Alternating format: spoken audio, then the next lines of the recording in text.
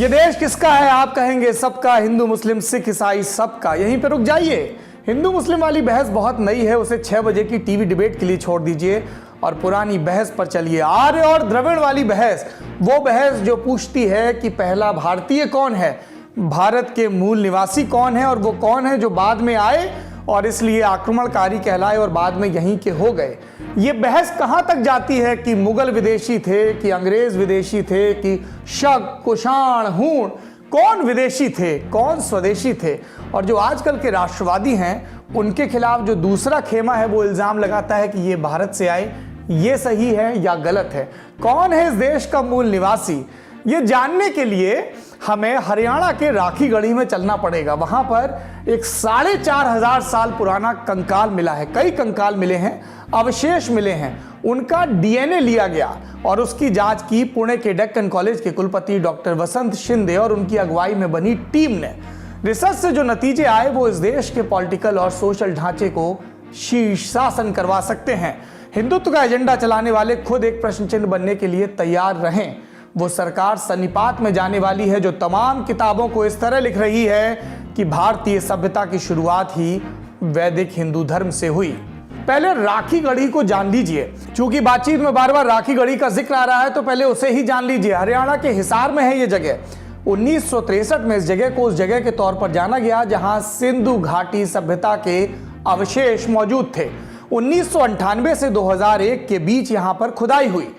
2014 से यह भी कहा जाने लगा कि यहां मोहनजोदाड़ो से भी बड़ा शहर है, कब्रिस्तान भी मिले यहां पर। 2015 में टीला 07, ये उस जगह का नाम है जहां पर खुदाई हुई, वहां से एक कंकाल मिला जिसकी डीएनए प्रोफाइल तैयार की गई। क्या नतीजे आए उसके? पहला कि हड़प्पा सभ्यता के लोग संस्कृत भाषा और हिंदू धर्म संस्कृति के मूल स्रोत नहीं थे। दूसरा, आज के भारतीयों और हड़प्पा सभ्यता के लोगों में जेनेटिक करेक्शन है। तीसरा, हड़प्पा सभ्यता के लोग आर्यों के मुकाबले द्रविड़ों के ज्यादा करीब थे। चौथा, हड़प्पा सभ्यता के लोग आज के साउथ इंडियंस से ज्यादा मिलते हैं। इसका मतलब क्या? एक लाइन में मतलब यह कि सिंधु घाटी सभ्यता के लोग उस वंश के लोगों जैसे नहीं थे जैसे आज उत्तर भारत की तथाकथित जातियां हैं। जो आर्य और द्रविड़ की बहस को दूर से देखते हैं वो जान लें कि आर्य कौन थे। यह दावा किया जाता है कि लगभग 4000 साल पहले इंडो आर्य नाम की एक नई प्रजाति ने भारत में प्रवेश किया। ये आर्य पोलैंड से लेकर मिडिल एशिया तक की स्टेपी जमीनों में रहते थे। जब वो यहाँ पहुंचे तो उनका संघर्ष यहाँ पहले से रह रहे लोगों से हुआ। अब आता है सवाल कि पहले से कौन रह रहा था। साउथ इंडियंस ये मानते हैं कि वो पहले से रह रहे थे वो द्रविड़ हैं जिन्हें आक्रमणकारी आर्यों ने खदेड़कर विंध्य के उस पार पहुंचा दिया। अब ये जो आर्यों को हमलावर बताया जाता है वो हिंदुत्ववादियों को और उसी क्रम में राष्ट्रवादियों को बहुत चुभता है। इतिहासकार जब ये कहते हैं कि आर्यों ने आक्रमण किया, हड़प्पा सभ्यता को नष्ट किया और हिंदू भारत की नींव रखी, तो वो इस चीज को नहीं मानते हैं। दूसरा सवाल उठता है कि कौन रहता था वहां, इस बारे में साइंस क्या कहती है। साइंस पूरे तौर पर निश्चित तौर पर अभी तक कुछ नहीं कह पाई है। साक्ष्यों के आधार पर अनुमान लग रहे हैं। क्या है ये अनुमान? कि राखीगढ़ी के जो 7 टीले हैं उससे हड़प्पा नगर व्यवस्था की निशानी पता चलती है, उसके संकेत मिलते हैं, क्योंकि ये भारत की पहली नगर सभ्यता थी जो 4000 साल पहले रहस्यमय ढंग से नष्ट हो गई। अब बारी आती है कि राखीगढ़ी से जो चीजें मिली हैं उसमें सबसे अहम क्या है, वो क्या है जिस पर सारी साइंस, इतिहास और भविष्य की राजनीति टिकी है। राखीगढ़ी से मिले प्राचीन डीएनए में एक जेनेटिक मार्कर, एक तत्व, एक चिन्ह जिसको कहते हैं R1A1, ये नहीं मिला है। अब ये R1A1 क्या है?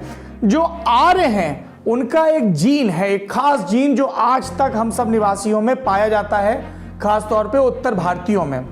इसको विज्ञान की भाषा में आर्य जीन कहते हैं, इसी को R1A1 भी कहते हैं। तो जो राखीगढ़ी से मिला है उसमें R1A1 नहीं है, उसमें जो है डीएनए वो दक्षिण भारत की जो जनजातियां हैं उनसे ज्यादा मेल खाता है।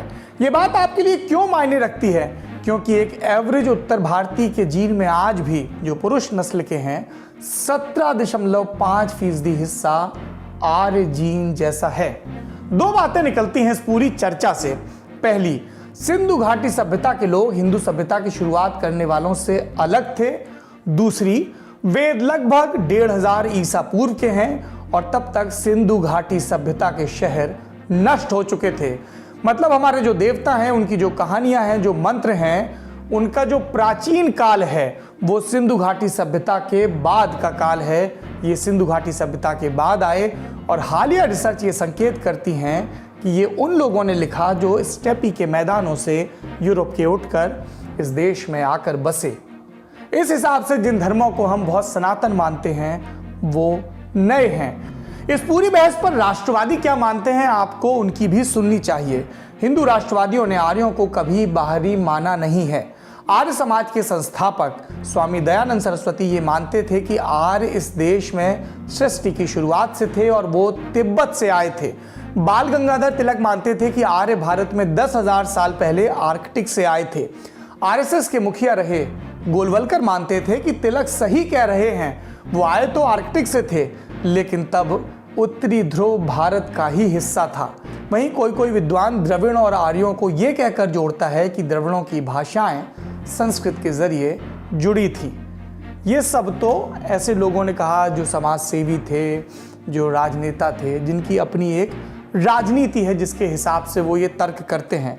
लेकिन जो विशेषज्ञ हैं वो क्या कहते हैं, हमने काई से बात की जिन्होंने इस बार की इंडिया टुडे के लिए कवर स्टोरी लिखी राखी गढ़ी की खोज पर। सुनिए वो क्या कहते हैं।